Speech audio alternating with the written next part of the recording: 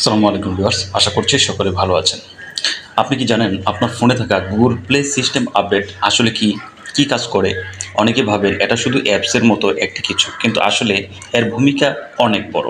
আজকের ভিডিওতে আমি দেখাবো এই আপডেট কেন এত গুরুত্বপূর্ণ, কিভাবে কাজ করে আর কখন করা উচিত।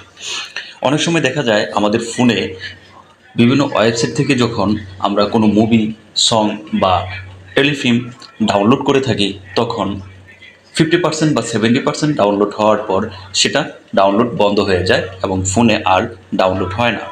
এতে করে আপনার ফোনের এমবি এবং সময় দুটোই ক্ষতি হয়।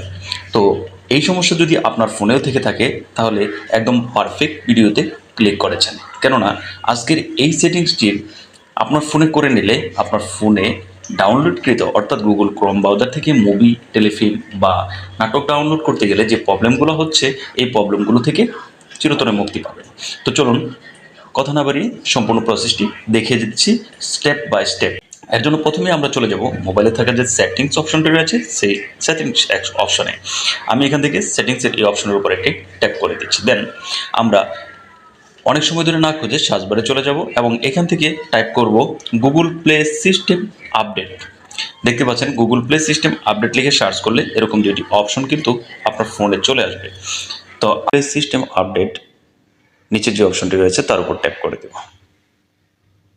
দেন এরকম একটি ইন্টারফেসে নিয়ে চলে আসবে। এখানে দেখতে পাচ্ছেন গুগল প্লে সিস্টেম আপডেট নামে একটি অপশন রয়েছে। দেন তার উপর একটি ট্যাপ করে দেব।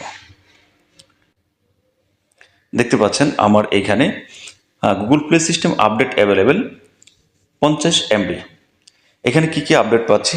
Last security update from Google থেকে সিকিউরিটি আপডেট এবং update now to keep safe and improve device stability.